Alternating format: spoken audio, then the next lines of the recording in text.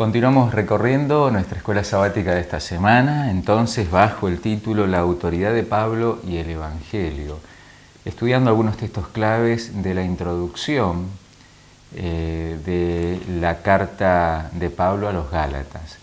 Y así en nuestro estudio del día de hoy, de este martes, la lección nos propone que reflexionemos en los textos de Gálatas capítulo 1, versículos 1 al 6.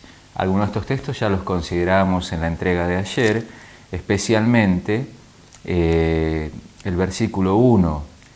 Pablo, apóstol, no por investidura ni mediación humanas, sino por Jesucristo y por Dios Padre, que lo levantó de entre los muertos. Encontramos aquí la fórmula habitual de Pablo, saludando en sus cartas, presentándose como apóstol de Jesucristo, pero con un énfasis que no se ve en sus otras cartas. Ha ampliado este saludo, remarcando, no por investidura humana simplemente, sino por encargo de Dios directamente. Decíamos ayer que Pablo de esta manera estaba afirmando su certeza de que Dios lo había escogido como apóstol, Dios lo había comisionado en esta tarea y que por más que se cuestionara su autoridad como apóstol, él sabía de quién había recibido esa autoridad. Claro, estábamos mencionando ayer que aquellos que no estaban de acuerdo con su mensaje, que no les parecía que los gentiles podían entrar solo por fe en Jesús, en la comunidad cristiana, en la iglesia, sino que opinaban que tenían que cumplir todas las leyes mosaicas, especialmente la circuncisión. Bueno, aquellos que no estaban de acuerdo con la postura de Pablo cuestionaban su autoridad. Pero Pablo reafirma aquí en la introducción, en el saludo de su carta a los Gálatas, reafirma su certeza de que Dios lo había escogido y lo había llamado y lo sostenía en esta misión. Entonces, así llegamos al versículo 3, donde él seguía escribiendo: que Dios nuestro Padre y el Señor Jesucristo les concedan gracia y paz. También una fórmula habitual en el saludo de Pablo, pero con mucho énfasis en la introducción a la carta a los Gálatas. Gracia y paz.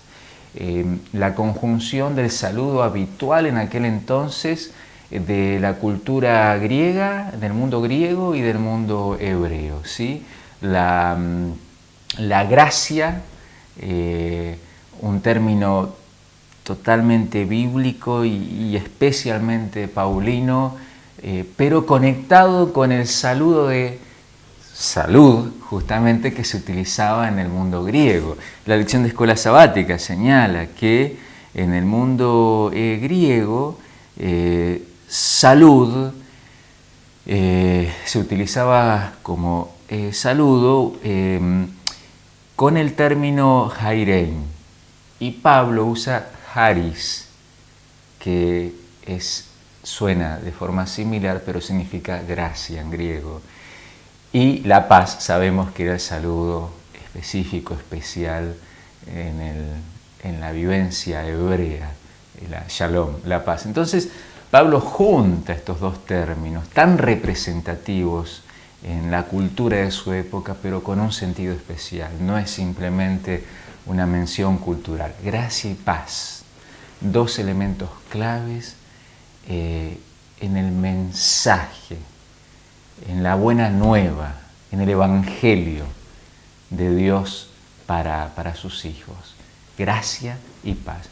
Y Pablo lo destaca esto en los textos que siguen en esta introducción a la carta a los Gálatas. Jesucristo dio su vida por nuestros pecados, sigue diciendo en el versículo 4, para rescatarnos de este mundo malvado, según la voluntad de nuestro Dios y Padre, a quien sea la gloria por los siglos de los siglos. Amén.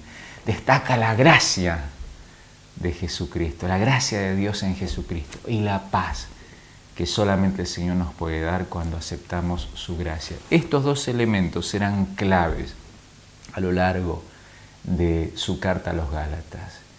El sacrificio de Jesús, la gracia de Dios, la salvación solo por gracia y la paz que solo el Señor nos puede dar cuando aceptamos esa salvación.